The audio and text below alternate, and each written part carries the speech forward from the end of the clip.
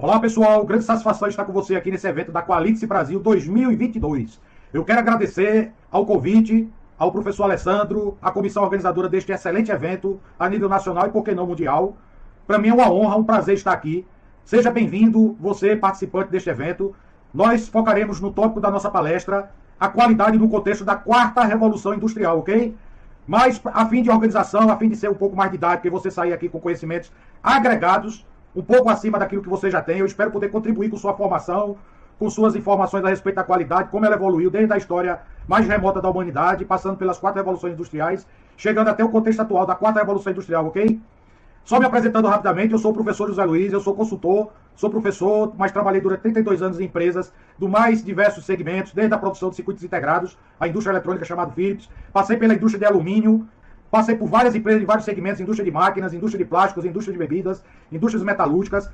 Paralelo a isso, eu também atuo na docência desde 87, em várias áreas do conhecimento. Eu tenho algumas graduações, algumas pós e mestrado, mas eu sempre caminhei lado a lado com a tecnologia presente nas empresas e a área acadêmica ensinando. Então, eu agradeço a Deus todo dia ter tido esse privilégio de ensinar aquilo que eu vivenciava e vivenciar aquilo que eu ensinava. Então, isso é uma dádiva dada por Deus, ok? Eu atribuo a Ele porque não é fácil. Eu conciliei a vida acadêmica com a vida nas indústrias e vice-versa. A vida nas indústrias, quem trabalha aqui em indústria sabe que é um ramo altamente corrido, né, exaustivo, é de segunda a sábado. Muitas vezes você trabalha no domingo também. Mas se a gente não se esforçar, se a gente não procurar trilhar um caminho que chegue a um destino, será vã a nossa caminhada sobre a Terra, ok? Vamos em frente. Vamos falar agora um pouco de história sobre a qualidade. Quais são os tópicos dessa palestra? Um pouco de história sobre a qualidade no contexto da primeira Revolução Industrial, a qualidade no contexto da segunda Revolução Industrial, a qualidade no contexto da terceira Revolução Industrial e, por fim, a qualidade no contexto da quarta Revolução Industrial. Por essas três primeiras revoluções industriais, eu vou procurar ser o mais breve possível, porque o foco mesmo é na quarta, ok? Mas é impossível a gente falar de qualidade sem dizer porque nós chegamos no estágio atual. Tranquilo, gente? Vamos em frente? Fica comigo. Eu espero que essa jornada seja emocionante. Pode saber que da minha parte eu estou fazendo o máximo, me esforçando o máximo, me entregando de corpo e alma para que este conteúdo seja relevante para você. Eu gosto de dar palestra, eu evoluí também com as palestras. Tem até uma foto minha dando uma palestra quando eu entrei na Philips em 80, no Centro de Convenções de Pernambuco, falando sobre qualidade. Olha só, 42 anos depois eu estou aqui neste evento falando sobre qualidade. De lá para cá foram inúmeras palestras, dezenas ou centenas, não só de qualidade, em várias áreas de engenharia, administração, finanças, gestão empresarial, consultorias empresariais. Já são mais de 10 mil alunos que hoje são profissionais nas suas respectivas empresas e a satisfação de poder colaborar um pouco com estas formações, ok? Eu espero ter deixado uma gota neste oceano que se chama conhecimento. Vamos em frente, gente. Fique comigo. Vamos lá, sem mais delongas. Vamos entrar agora no tópico um pouco de história sobre a qualidade, ok? Vamos em frente. Pessoal, eu poderia dizer que a qualidade acompanha o homem desde a sua origem, desde o homem das cavernas. Se a gente parar um pouquinho para olhar para a história, essa qualidade era intrínseca, era inerente ao processo de concepção ou construção de algo, de qualquer objeto. Imagine o homem das cavernas.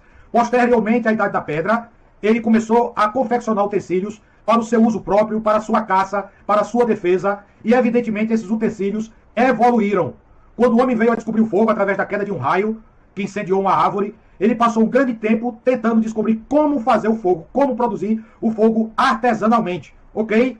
Primeiro foi um fenômeno natural, mas ele descobriu que aquela chama servia de proteção, você pode estar vendo aí nesse vídeo. Essa chama servia para cozinhar a carne que antes ele consumia crua. Essa chama servia para trazer poder àquela tribo que detinha aquela chama. E durante centenas de anos, o homem conservou a chama no seu estado natural. Ou seja, uma vez o raio incendiando uma árvore, ele procurou conservar aquela chama. Toda vez quando ela ia apagando, ele acendia outra, uma árvore, mato. Depois ele descobriu que o capim seco melhorava a queima. Então ele foi conservando. Você está vendo aí nesse vídeo a trajetória do homem em busca da conservação do fogo. O que era isso?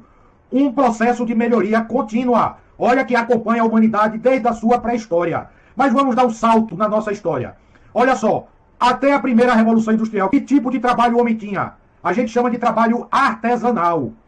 O homem tinha que ir na mata, cortar a árvore, tratar a árvore, tirar os galhos da árvore, tirar a casca da árvore, produzir as suas ripas ou tábuas, confeccionar os seus objetos de madeira. Como é que a gente denomina essa fase?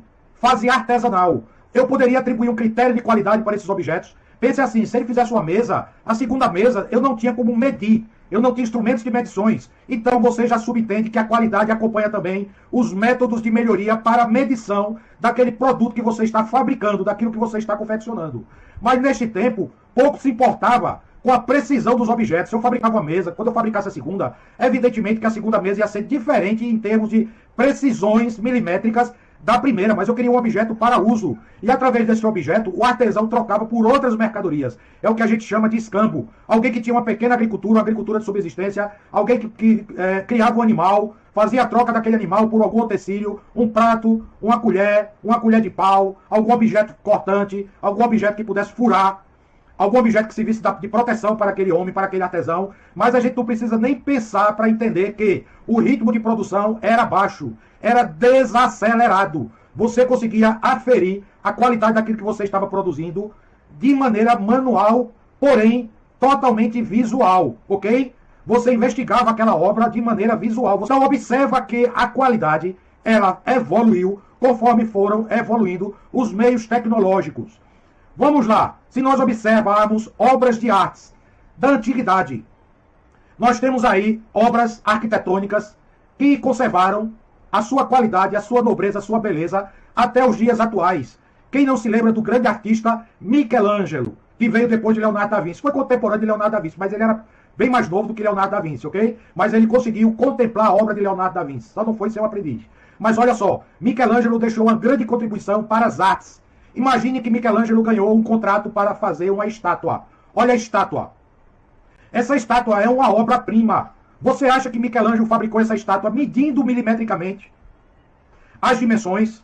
A qualidade estava no seu cérebro, estava no seu talento. Tanto é que quantos Michelangelos nós podemos mencionar na história da humanidade? Antes dele nós tivemos Leonardo da Vinci. Leonardo da Vinci, na época do Renascimento, deixou uma obra-prima que até hoje é conservada no Museu do Louvre, na França. A Mona Lisa. Dá uma olhada na Mona Lisa.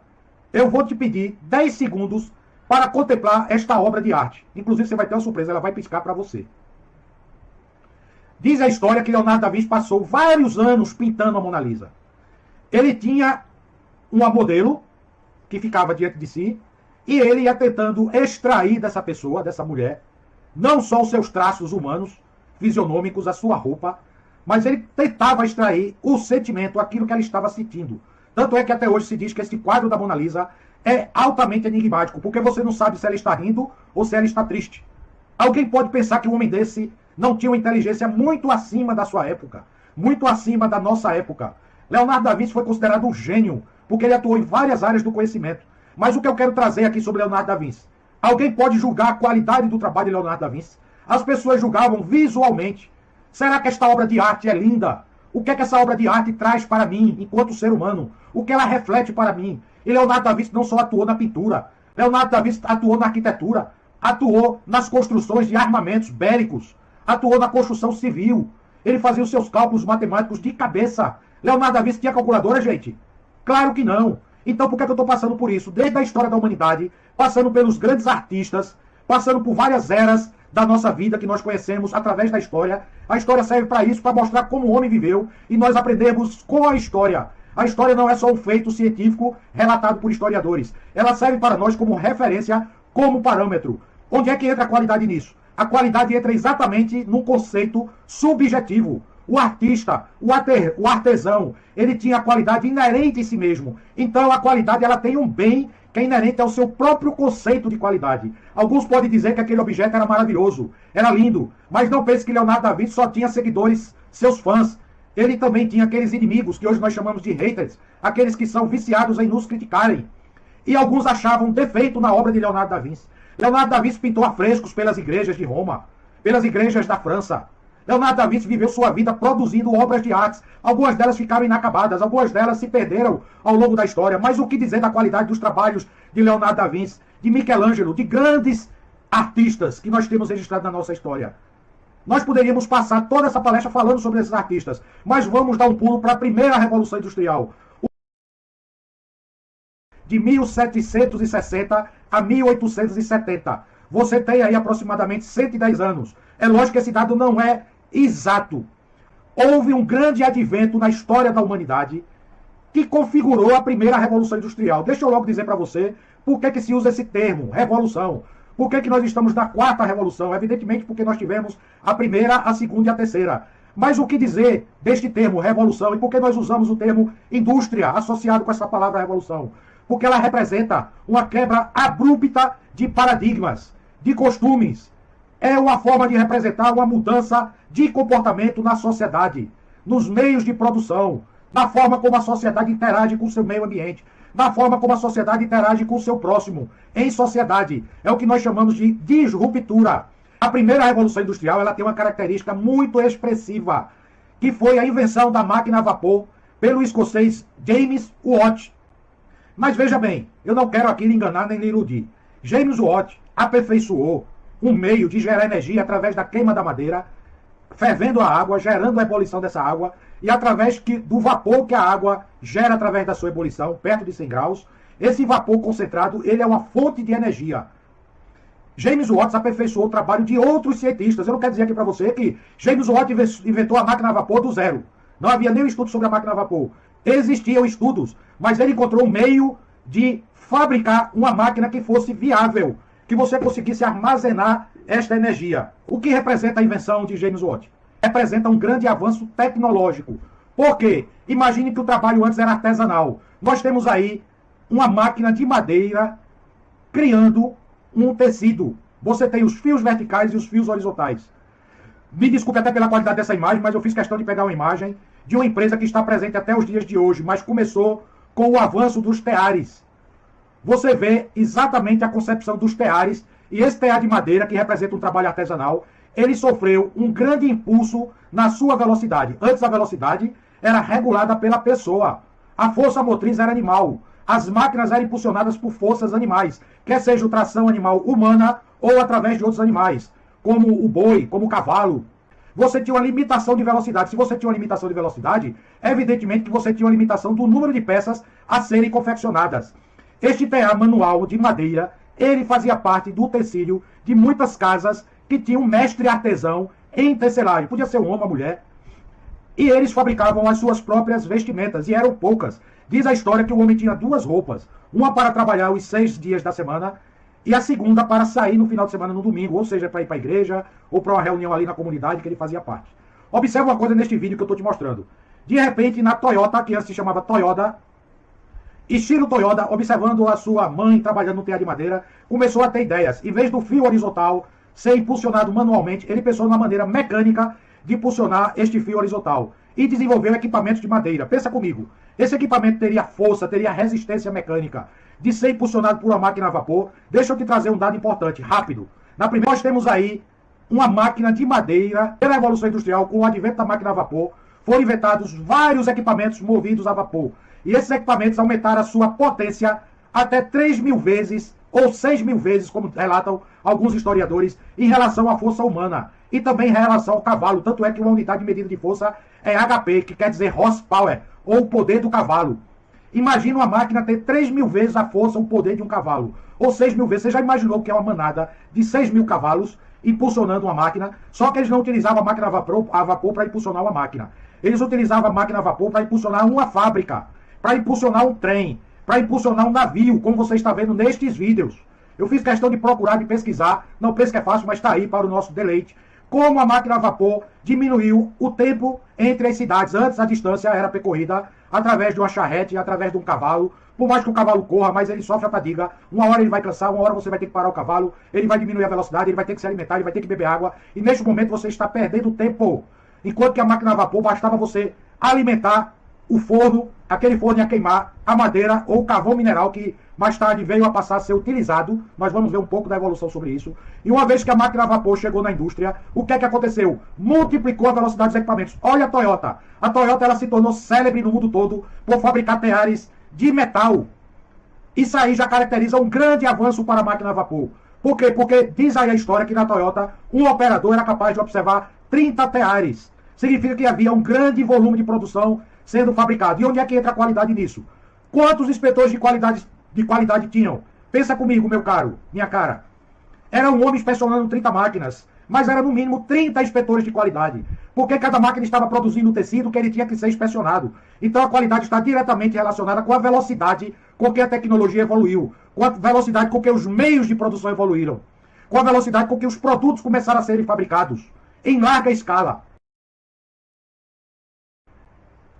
Vamos entrar na segunda revolução industrial. O que caracteriza a segunda revolução industrial? caracteriza exatamente o aumento da velocidade dos equipamentos através do uso intensivo da eletricidade e dos combustíveis fósseis, através de uma máquina concebida através de um equipamento hidráulico para tirar água. Ela foi amplificada para uma máquina que conseguia extrair o petróleo da terra, como você está vendo aí a imagem desse vídeo. Olha só, se a máquina a vapor já amplificou a velocidade das máquinas, mas essas máquinas eram de ferro, elas sofriam um processo de corrosão acelerado, para que elas não corressem, não quebrassem, não parassem as máquinas. Imagine, quando eu falo de máquina, eu falo daquele trem com vários vagões. Há um desgaste, há um atrito, há uma esterese, sim. Então precisava lubrificar. Com o advento da exploração do petróleo, o petróleo gerou vários derivados. Ele gerou um combustível que eu poderia queimá-lo e aí produzir também uma explosão muito mais capaz, muito mais forte, que foram os motores a combustão interna, que até hoje nós temos nos nossos dias. Veículos movidos a combustíveis fósseis. Mas o petróleo também foi utilizado para produzir graxas e óleos. Não pense que a primeira revolução industrial, depois que chegou a segunda, 110 anos após, eliminou todas as máquinas que eram movidas a vapor. Entenda que as tecnologias, elas caminharam simultaneamente, como até hoje caminham. Nós temos fábricas que estão na segunda revolução industrial, nós temos fábricas que têm em si a segunda e a terceira, e nós temos fábricas e empresas dos mais diversos segmentos, não são apenas fábricas. A partir da terceira revolução industrial, a tecnologia invadiu o mundo, nós vamos passar por ela ainda, mas só para você saber, convive com a quarta. Não pense que essas transições eliminaram por completo a anterior. Não pense também que essas revoluções não tiveram opositores, como até hoje nós temos. Quando falamos de quarta revolução industrial, o mundo se levanta contra. Começa logo a pensar qual é o futuro do emprego. Se eu falei que durante o período da primeira revolução industrial você tinha máquina movida a vapor, que um operador era capaz de produzir 30 teares simultaneamente, mas o pessoal da qualidade precisava cada máquina ter seu inspetor, considerando que essa fábrica funcionava 24 horas por dia. Só aí são 120 pessoas ligadas à qualidade, inspecionando a qualidade do tecido. Não só a trama, mas também a cor. O tecido também era pintado através de tintas fabricadas de forma artesanal. Lógico que tinham inspetores para verificar se a cor estava em conformidade. Porém, tinha um elemento imprescindível, primordial, na segunda revolução industrial. Thomas Edison, um grande inventor, que inventou a lâmpada incandescente, e eu quero aqui relatar que Thomas Edison não inventou a lâmpada num piscar de olhos, num piscar da luz. Ele tentou 1000 vezes. Tem uma célebre frase dele que diz o seguinte: eu não errei 1000 vezes para fazer a lâmpada. Eu encontrei 1000 maneiras de não fazê-la. Cada vez que Thomas Edison fabricava uma lâmpada, ela queimava em questão de segundos. E entre uma lâmpada e outra, ele ia aperfeiçoando o seu método. Mas eu quero que você saiba que Thomas Edison não só inventou a lâmpada. Ele foi um grande contribuinte dos usos da eletricidade, impulsionado por Thomas Edison, que foi o fundador da General Electric, uma empresa que atua, como você sabe, em vários segmentos, no segmento médico-hospitalar, no segmento de turbinas de avião, é um dos maiores fabricantes de turbinas eólicas, ou seja, a fabricação de energia através de meios sustentáveis, não são apenas meios que degradam o meio ambiente, como os combustíveis fósseis, que isso aí também é outra discussão longa, tema para outra palestra, que nós vamos chegar nos carros elétricos. Pensa comigo, a eletricidade veio impulsionar muito mais do que a máquina a vapor. A segunda revolução industrial começa mais ou menos de 1760 a 1850. Você já vê uma redução de tempo em relação à primeira revolução industrial e à segunda. Observa comigo um dado importante, isso é importante para você entender a qualidade nesse contexto. Quanto tempo passou para o homem sair da pré-história até a primeira revolução industrial? Que foi em 1760. A história toda. Presta atenção, me entenda. Até a primeira revolução industrial, caracterizada pela invenção da máquina a vapor, pelo grande impulso da tecnologia através dos equipamentos de movimentação, seja humano, seja de máquinas, seja de transporte de carga, como o trem e o navio a vapor. Antes o navio era movido a vela ou a remo. Você está aí vendo uma imagem do navio, a vela no mar revolto. Você acha que era fácil navegar no mar revolto? De forma nenhuma. Quantas pessoas morreram? Quantos navios afundaram? Está aí a história para nos mostrar isso. Está aí os arqueólogos que mergulham em busca desses fragmentos. Muitos navios desses transportavam cargas valiosas, ouro, pedras preciosas. E até hoje tem grupos de exploração marinho, com submarinos altamente sofisticados, tentando localizar esses destroços. Não é apenas para marcar seu nome na história, mas é para encontrar a riqueza que esses destroços podem ainda conter. Mas veja comigo, Thomas Edison, lâmpada incandescente, motor elétrico, tem tudo a ver com a segunda revolução industrial. Mas quanto tempo durou entre a primeira e a segunda? 90 anos. Esse lapso de tempo é significativo, que mostra que a humanidade está evoluindo em taxas cada vez menores. Presta atenção. Eu quero que você se detenha num dado extremamente importante. Do zero à primeira evolução industrial, nós temos a história da humanidade. Da primeira para a segunda, nós temos 110 anos. A terceira é caracterizada também por uma invenção extremamente importante. Você sabe que invenção é essa? 1965 a 1969.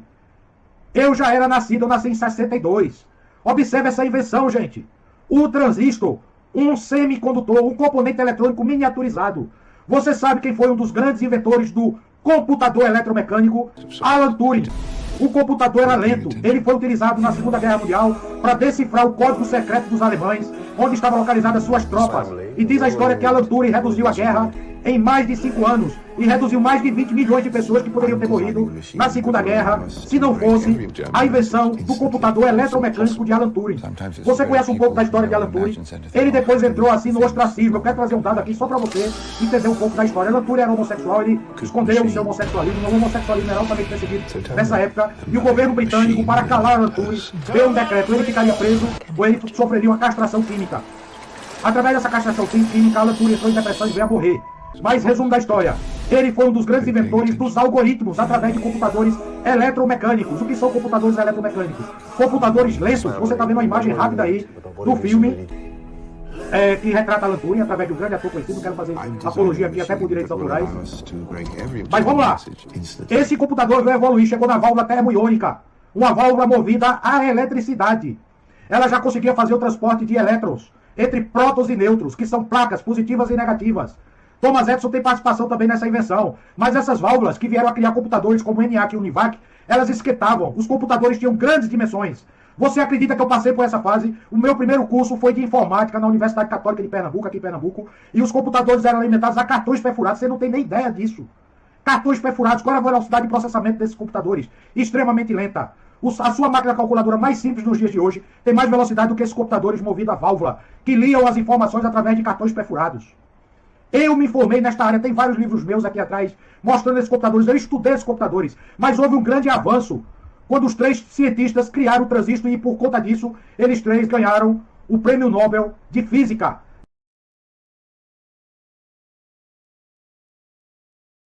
Mas olha só, em 69 houve também um grande pesquisador, um grande cientista, chamado Gordon Murray, que miniaturizou o transistor, criando circuitos integrados. Olha o ano que eu estou dizendo, 69. Muitas pessoas que estão assistindo essa palestra podem ter nascido antes dessa era, antes desse ano, como eu que nasci em 62.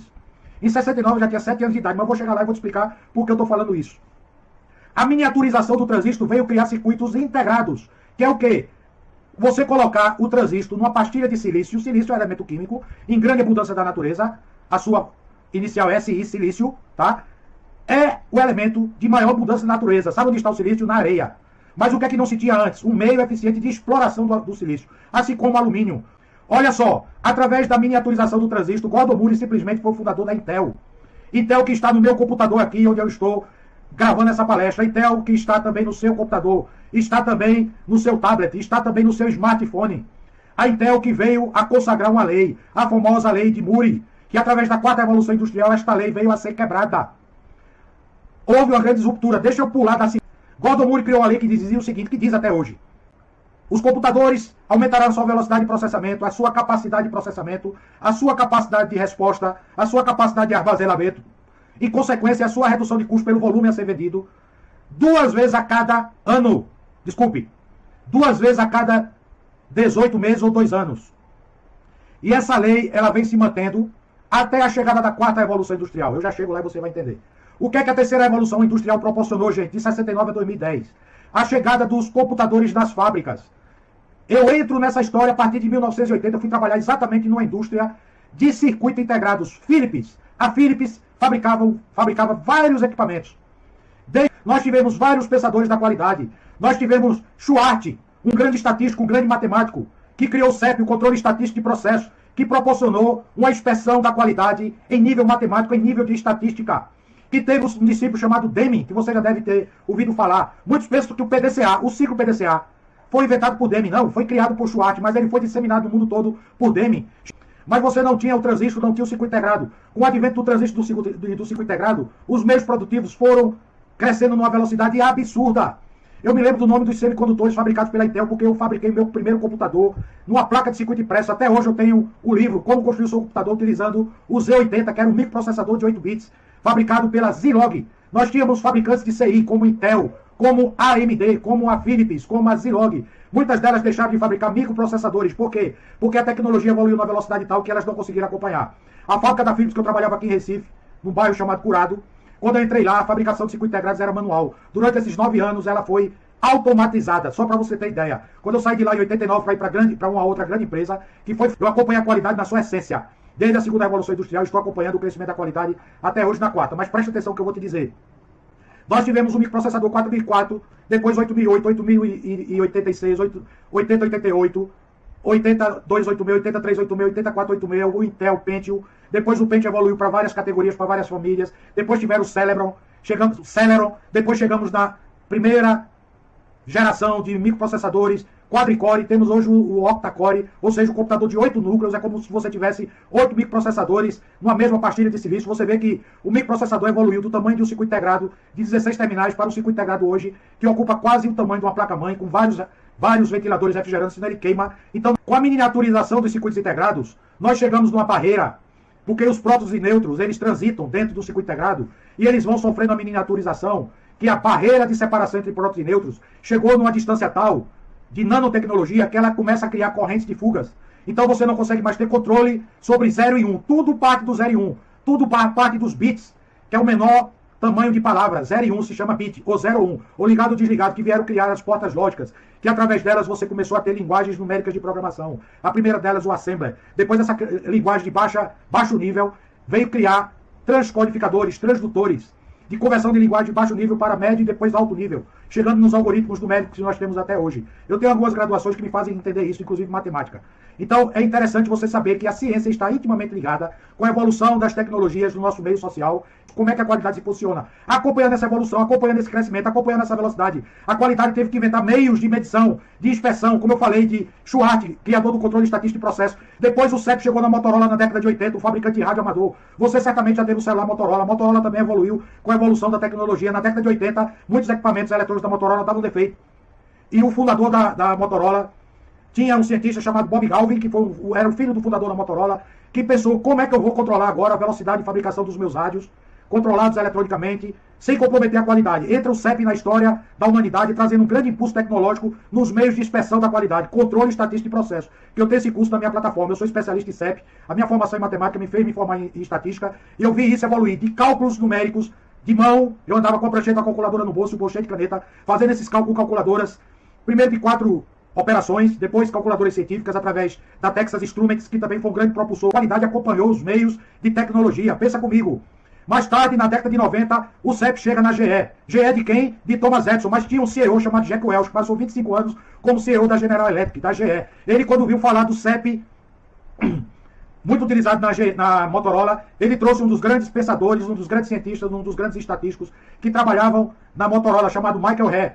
Ele criou o Lean Six Sigma, o que era exatamente a junção do Lean, que é o sistema Toyota de produção, que eu falei para você desde a primeira revolução industrial, do TA de madeira. Eu disse a você que ainda abordar esse tema, você está vendo agora por quê. Passou pela segunda revolução industrial, máquinas elétricas controlando o TA. Os meios de produção vieram a ser acelerados por grandes pensadores que deixaram seu nome na história, como Taylor, como Ford, como Fayol. Mas depois desses meios de produção vieram a ser impactados por outro pensamento disruptivo, que era exatamente o ser humano nesse contexto. Um dos grandes pensadores dessa época é Elton Mayo, que criou a teoria das relações humanas no trabalho, através dos seus estudos numa empresa de criação de telefones na segunda revolução industrial. Pensa comigo, tudo está atrelado. A tecnologia, a engenharia, a matemática, a física, a química, a qualidade, os meios de produção, a velocidade de produção. Você vê hoje fábricas controladas por robôs. Você vê robôs e pensa que são da quarta revolução industrial. Não, são da terceira. São robôs controlados por computadores. Por que eu digo que não são da quarta? Porque a quarta revolução industrial traz uma disruptura sem precedentes na história da humanidade. Olha o tempo que passou para chegar na primeira revolução, na segunda e na terceira. E entre a terceira e a quarta. Gente, muito pouco tempo, menos de 60 anos.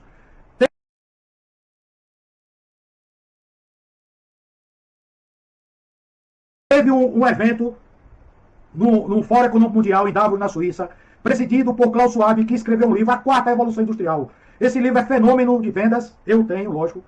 Eu estudo Klaus Schwab desde 2010, 2011, 2012. Recentemente ele criou outro livro ligado na Quarta Revolução Industrial, falando da Quarta Revolução Industrial e seus efeitos, como viver na Quarta Revolução Industrial.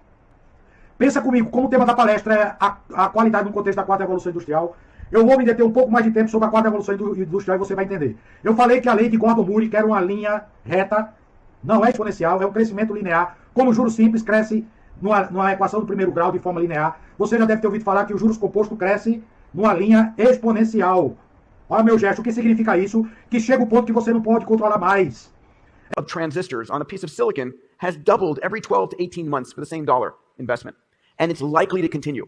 Well, it's continued for 50 years, and we now call it Moore's Law.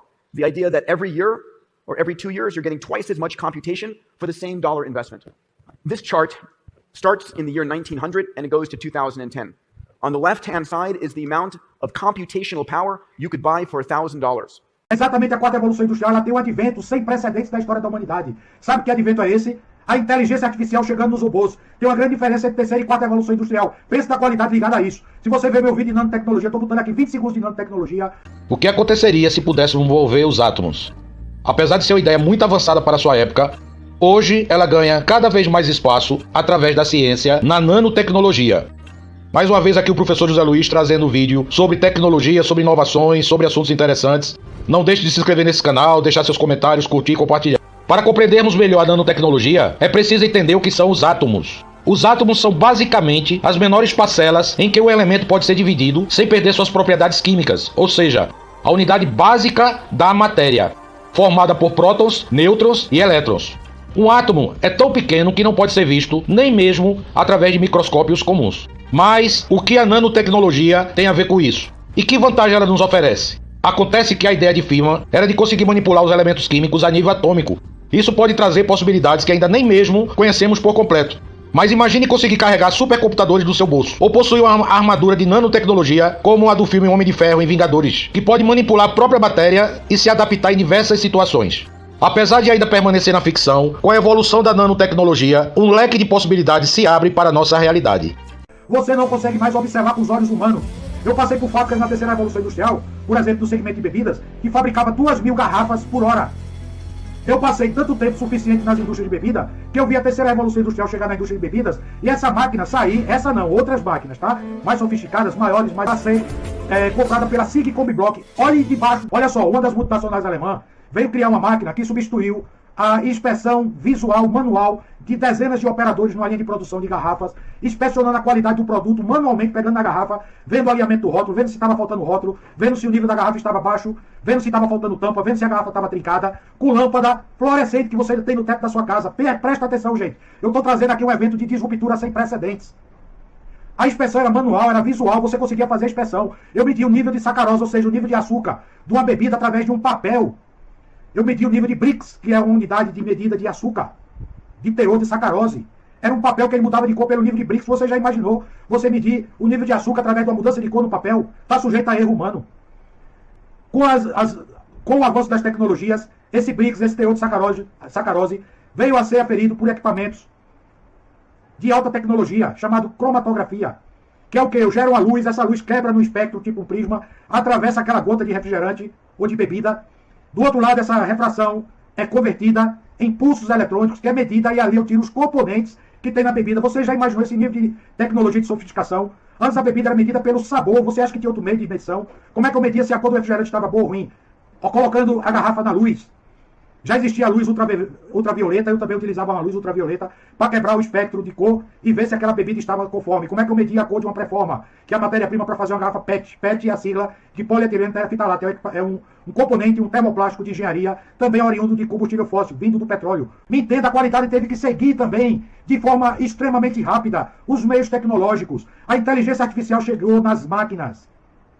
Eu preciso de inteligência artificial para medir os componentes que são feitos, fabricados em escalas nanométricas. Então é impossível o olho humano verificar. Essa máquina que eu falei que inspecionava a garrafa, ela tem câmeras de alta velocidade.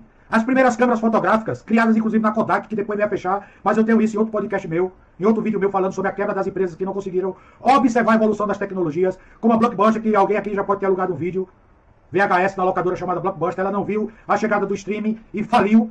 Hoje você vê qualquer vídeo, qualquer filme no seu canal de streaming, Amazon Prime, Netflix, Google Play, Apple Play, Disney+, você tem vários aí, tá? A sua escolha. O que é isso? São tecnologias que substituíram anteriores porque não viram a evolução. Antigamente que tudo isso veio atrelado à qualidade. Essa máquina que inspecionava 60 mil garrafas, isso veio atrelado. Hoje nós temos softwares de alta tecnologia que fazem essa análise estatística e dá um gráfico de tendência, que cria um teste de hipótese, que cria curvas, que através da acuracidade do engenheiro, do inspetor, ele consegue decifrar quando vai acontecer o problema, quando vai acontecer o fenômeno, qual a tendência daquele fenômeno se repetir, com qual frequência e em quanto tempo aquele fenômeno vai se repetir e se programar para que ele não ocorra, para que o produto não chegue na mão do usuário com defeito. Presta atenção, gente. A tecnologia chegou até um ponto que quebrou a lei de Moore. Isso caracteriza a quarta evolução industrial. Por exemplo, a IBM criou um computador programado para jogar xadrez. O grande mestre do xadrez russo, chamado Garry Kasparov, ele ganhou 4 partidas durante 6 meses. 6 partidas. O computador da IBM, chamado Deep Blue, ganhou 2 partidas, Garry Kasparov ganhou 4. Depois a IBM veio a criar um computador chamado Da Vinci. Qual é a diferença do computador Da Vinci para o anterior? Inteligência artificial. Você precisa ensinar o computador a jogar xadrez? Não, ele aprende sozinho. Ele aprendeu a jogar xadrez sozinho. E depois que ele aprendeu a jogar xadrez, ele não perdeu mais nenhuma partida pro Deep Blue. E nunca mais vai perder. Porque ele se autoprogramou. O que é isso? Machine to machine. Máquina aprendendo com máquina. Machine learning. Aprendizado de máquina. A máquina se autoprograma. Então a qualidade, ela caminha nessa tendência de ela se autoprogramar para ser capaz de inspecionar os fenômenos. Aquilo que está acontecendo que o nosso olho humano não é capaz de detectar. As máquinas dotadas de inteligência artificial já estão sendo. Hoje nós já temos impressão 3D. Hoje nós já temos máquinas conversando com máquinas. Hoje nós já temos uma computação em larga escala, como por exemplo, esse relógio que consegue medir batimento cardíaco, pressão arterial, quantos passos eu dou por dia, nível de oxigênio, porque ele tem sensores embaixo dele. Gente, você podia conceber esse relógio aqui, que a gente chama Smartwatch, porque ele é um relógio inteligente. Smart em inglês quer dizer inteligente. Há 10 anos atrás, ele ainda se comunica por Wi-Fi com o meu celular. É impossível você imaginar essa tecnologia há 10 anos atrás. Nossos filhos trabalharão em áreas que ainda não foram inventadas. Isso é uma frase célebre no mundo todo. O mundo está disruptando. Nós temos uma universidade no Vale do Silício chamada Universidade da Singularidade, criada pela NASA e pelo Google, mas que os seus cofundadores, como Peter Diamandis e Kurt Roosevelt, um grande cientista que tem 16 doutorados honoris causa, eles estão criando tecnologias disruptivas. Criaram até um curso na Universidade da Singularidade chamado Pensamento Exponencial, que eu tive o prazer e o privilégio de fazer esse curso. Ele é tão disruptivo que tem certos momentos que você pensa que está em outro planeta. Nós temos a Tesla criada não, né? Elon Musk veio a fazer parte dela depois que ela foi fundada, mas ela só se tornou célebre no mundo todo pelo pensamento disruptivo de Elon Musk, que deu um grande impulso na tecnologia dos veículos elétricos. A Tesla é um dos maiores fabricantes de veículos elétricos do mundo. Ele está pesquisando em larga escala o veículo autônomo. Tudo isso para trazer mais segurança para o condutor. Atrelado a isso, você tem o veículo aéreo, que é proveniente do drone da terceira evolução industrial, mas que ele já traz em si tecnologia da quarta, porque um veículo aéreo, para ter segurança, ele precisa de redundância de suas hélices. Então você precisa de inteligência artificial para também se comunicar com os satélites, se comunicar com o GPS de terra, se comunicar com o meio ambiente. Como é que isso é possível ser feito? Sem um computador de alta velocidade. Você tem um computador de alta velocidade no mundo chamado Besta, é um nome até feio para o computador, mas ele tem computação quântica no seu núcleo. Não dá mais para falar da lei de Moore, porque com a miniaturização os elétrons começam a correr em fuga e a lei de Moore foi quebrada. Você precisa de computadores de mais velocidade, que a lei de Moore já não atende mais. Tá entendendo o que eu tô dizendo, gente? A Intel tá preconizando. Tem uma frase célebre que diz: a melhor maneira de criar o futuro é inventá-lo. Não adianta a Intel ficar chorando porque não acompanhou a quebra da lei de Moore. Ela continua evoluindo. E ela preconcebeu que até 2026 os seus computadores serão fabricados com chips, com engenharia, geoengenharia, nanoengenharia, bioengenharia, componentes biosintéticos, nanotecnologias. Alguns dizem que nanotecnologia, eu li até um livro que eu fiquei espantado porque o autor falou que a nanotecnologia eram computadores de chips como temos hoje em microprocessadores. Não! Nanotecnologia você só consegue fabricar em uma escala nanométrica, que é inferior ao diâmetro do átomo. É uma escala atômica. É possível fabricar um componente desse se o ser humano não utilizar um computador que consiga transcodificar a imagem de um microscópio eletrônico de alta potência? Não! Você tem ensaios nanométricos em universidades de alto nome e também em escala industrial, em empresas de alta tecnologia, em meios incipientes. Ou seja, a quarta revolução industrial, ela está no seu começo. Nós temos 10 anos de quarta revolução industrial, mas o crescimento dela é exponencial, gente. Você não consegue prever onde vai chegar essa tecnologia. O que antes nós dizíamos que era impossível, hoje já é possível. Grandes pensadores, grandes pesquisadores diziam no passado que a televisão era um modismo. Os estúdios de Hollywood diziam, o homem jamais deixará de ver um filme numa tela de cinema. E essa teoria foi quebrada. Hoje nós vemos filmes no conforto da nossa casa, através de canais de streaming. Dá para imaginar isso? E os estúdios de Hollywood diziam que o cinema nunca ia ser ultrapassado. Um dos grandes criadores do telefone disse, nós jamais substituiremos essa tecnologia de fio. Tudo começou com Alexander Graham Bell. E foi ultrapassado pelas tecnologias de Wi-Fi, de alta velocidade, de comunicação sem fio, wireless, sem fio. Então não dá para nós dizermos que o amanhã será assim o assado. O amanhã é disruptivo. A qualidade é disruptiva. O crescimento tecnológico é disruptivo. Então me entenda.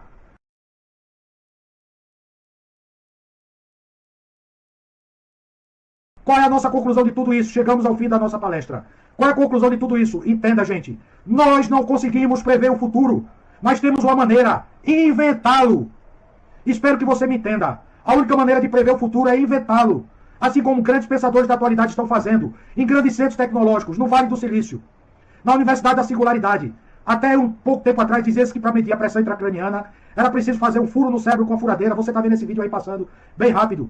Um cientista na Universidade da Singularidade mostrou uma invenção que, com um equipamento que parece um diadema, ele consegue medir as ondas cerebrais sem precisar fazer cirurgias invasivas, que vinham deixar pessoas com sequelas. Pessoas que morriam durante esse procedimento. Pessoas que ficavam tetraplégicas. Hoje, com equipamento não invasivo, um diadema que você coloca na cabeça. Futuramente, todas as UPAs do Brasil, todos os hospitais do mundo vão ter acesso a esse diadema por um preço muito baixo. Então você não vai precisar fazer o ser humano passar por risco de vida. Entendo o que eu estou dizendo? A tecnologia está crescendo no ritmo tal que é impossível nós dizermos que tal coisa não é possível ser feita, como, por exemplo, as viagens a Marte. Que Elon Musk está bem empenhado através da SpaceX. Que a Amazon, através do seu fundador, Jeff Bezos, está bem focado através da Blue Origin. Grandes cientistas que atuam em áreas estão pensando em outras. Elon Musk não só atua no veículo aéreo, ele desenvolveu também tecnologias de armazenamento de energia, de baixo custo, de alta capacidade de armazenamento, como a bateria de lítio, que você está vendo aí nesse vídeo bem rápido, para os carros terem mais autonomia, porque não queriam carros elétricos, porque diziam que a cada 100 km você tem que recarregar e que passava 8 horas recarregando. Essa quebra de paradigma foi vencida. Os carros da Tesla conseguem percorrer 540 km e basta 1 hora de carga. Então tudo que nós falamos um tempo atrás foi quebrado pelas tecnologias exponenciais. Eu li um livro que dizia que tudo que o homem for capaz de pensar, ele é capaz de produzi-lo. O que nós não temos é um meio de exploração da tecnologia, um meio de velocidade, um meio capaz de produzir, mas nosso cérebro já imaginou, nosso cérebro já pensou. Eu vi um vídeo recentemente que a Netflix está com as suas ações em baixa. O Facebook, que antes de Mark Zuckerberg, você sabe que é dono do Instagram e do WhatsApp, uma empresa que dizia que jamais vai ser vencida, ela vem sendo vencida por novas tecnologias. Tanto é que Mark Zuckerberg perdeu bilhões na Bolsa de Valores dos Estados Unidos em um único dia. Tanto é que ele vem criando uma nova tecnologia chamada metaverso. Ele só não, vários cientistas no mundo todo. Eu tenho um vídeo que fala sobre isso, o metaverso. Gente, essa palestra poderia durar um curso, tá? Mas eu quero dar por encerrado aqui. Eu quero agradecer aqueles que me convidaram. Eu quero agradecer a Quality Brasil neste evento de 2022. Eu quero agradecer ao Alessandro por essa oportunidade. Para mim foi emocionante reviver parte da minha história, parte da minha vida. Para mim foi emocionante reviver a história da tecnologia. Eu ensino sobre isso, eu estudo sobre isso, eu gravo vídeos sobre isso. Você tem acesso aos meus canais, você tem acesso aos meus cursos e você vai ter uma surpresa no final desse evento que os organizadores vão trazer para você. Alguns cursos meus dados de forma gratuita. Fica aqui meu muito obrigado. Grande satisfação falar com você. Eu estou disponível para responder suas perguntas. Deixe seu like, deixe seus comentários, compartilhe, deixe seu nome numa ata que eu vou sugerir a Alessandro que circule de forma eletrônica para que você tenha acesso a alguns cursos meus que eu estou dando de bônus. Olha a surpresa que eu estou dando no final da minha palestra e eu espero que Alessandro receba de bom grado. Eu vou lhe dar 4 cursos de bônus. 4 cursos de bônus. 0. Basta você deixar seu nome, ok? Seu e-mail e seu WhatsApp. Que eu vou lhe dar meus cursos de bônus. 4. Eu não vou dizer quais são, mas vai ser uma surpresa. Como tudo hoje no mundo é surpresa. Fica aqui meu muito obrigado. Satisfação estar com você interagindo durante esses 45 minutos. Espero que tenham gostado. Desculpe a rapidez da forma como eu falo, mas eram muitos assuntos para serem falados em 45 minutos. Eu espero não ter ultrapassado o tempo. Mas fica aqui meu muito obrigado. Fica com Deus. Forte abraço. Muito obrigado, Alessandro. Muito obrigado à Quality Brasil por este espetacular evento de 2022. E nos vemos em breve. Forte abraço. Fica com Deus. Até a próxima. Tchau.